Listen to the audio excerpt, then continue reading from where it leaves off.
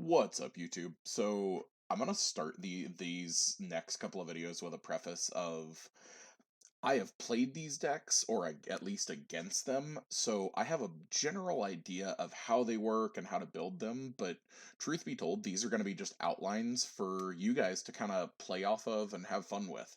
So I want to truthfully, at the end of every one of these videos, when you guys are done watching them, get your guys' feedback for different things you guys would take out, put in, because truthfully, these are going to be some outline videos for deck profiles, and that's kind of what I'm going to be doing up until BT12 comes out, when there's some decks that like I really know how to play, and I've definitely played them, and I'm going to be bringing you super in-depth deck profiles.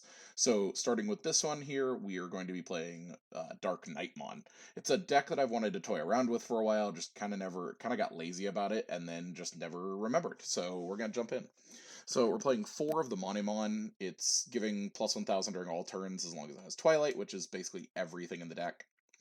4 of the Monetamon from BT10. On play, you're going to be searching out 4 cards, adding 2 that are either black with Nightmon or Deadly Axemon, or with Twilight in their traits. This is a really good starting turn search card, like Evoing Chumon down here, because you're basically just playing Chumon and Chikurimon as floodgates. That's really all they're there for, is just floodgates. You're not trying to evolve on top of them. You're literally just setting them on the board and forcing your opponent to out them to continue their turn. Then you're playing 4 of the BT7 Monetamon, again, revealing top 3, add 1 with Nightmon or Deadly Axemon among them to your hand. Again, these are your 2 searchers. Your main evolutions, sure, if you need the draw, play the Monetamon down here, but your main ones are going to be the Chumon and Chikurimon. Then, like I said, Chumon, Chikurimon, 2 of each. If I've got room, which honestly we probably do, because like we're at 47 cards, like I said, this is mainly an outline. You can truthfully just up that count to where like you've got bunches of floodgates. Then we are going to skip this for a quick second. We're going to jump into the BT7 Skull Nightmon. When it attacks, you can trash all the Digivolution cards of one of your Deadly Axemon. This dude right there, the sick looking dude. And then place it underneath as one of its sources, which is really cool. Then it's going to have security attack +1 as a source. Then it'll also get this as a source as soon as you put this underneath. So he would go up to 5k instead of 3k. So you're basically just trying to kill him off, put him in the discard, put him in the trash. God, I'm still so used to older games. Put him in the trash so that way later plays can bring him back. Then we're going to play 4 of the Deadly Axemon. Obviously, like most of our level 4s like are the primary for the deck of what we are playing.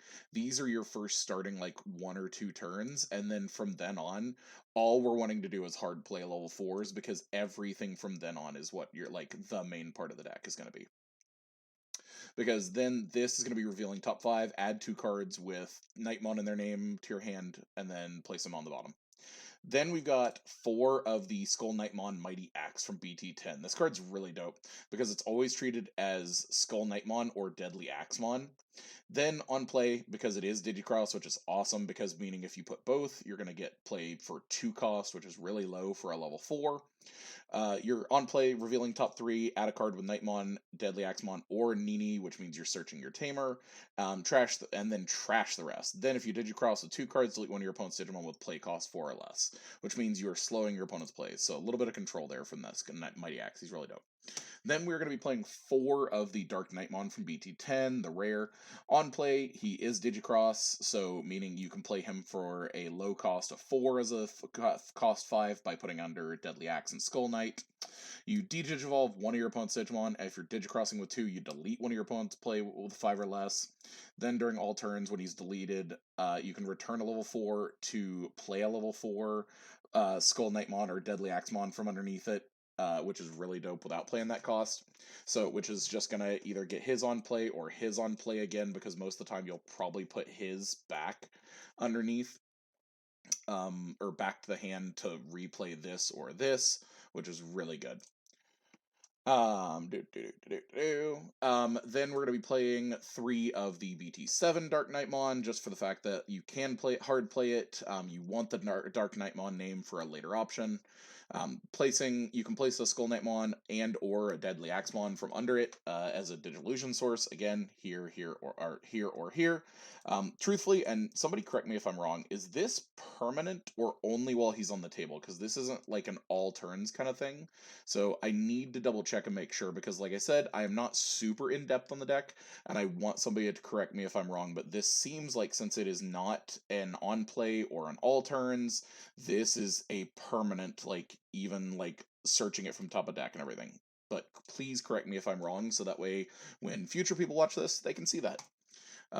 So then you're also going to, all turns when he's deleted, you can play a Skull Knightmon or Deadly Axemon from his Digivolution cards, meaning you can play here, here, or here. Again, really good, continuing your future plays. Then we're going to be playing 3 of the Darkknightmon X, just for harder plays, getting bigger hits. Returning a black other than Darkknightmon X from trash to hand. Then if Darkknightmon or X antibody is in its evolution, delete a Tamer to unsuspend it, because a lot of times if you have 1 or 2 of these, then he's going to be a big blocker during your opponent's turn. And he also has a non-deletion where you can play a Darkknightmon from your trash without paying its material, which is awesome. Then we're going to play forward Pride Memory Boost, because Pride Memory Boost is going to be basically what's going to kick off the entire deck. Revealing top 3, play a black level 4 or less, which is everything here or lower. So biggest thing is you're hoping to hit this or this off of there, and then you're trashing the other 2 cards. Which, the reason you want to trash those cards is for later for Darkknightmon cards like this. We'll get back to this after Nini, but Nini is revealing top 4, add a Knightmon or Deadly Axemon or Twilight in its traits, add it to hand, place them on the bottom. All turns, all your opponent's Digimon with Darkknightmon or Twilight gain blocker, and then when you delete her, which is why this Darkknightmon really goes together with Nini, you get +2 memory, which means he's going to evolve for basically 2 on top of a Darkknightmon, which is really nice. Then the Immortal Ruler is awesome. I love this card. I actually hadn't read it until I was putting this deck together, so it's really cool. While you have a Nini in play, you can use it without meeting its color requirements, meaning you do not have to have purple and black, but it is playing for 0. You trash top 3, you play a Darkknightmon from your trash for playing its cost, but if you're playing one with Digicross, then you also get to use its Digicross ability to Digicross these and reduce its cost, which makes this card absolutely insane.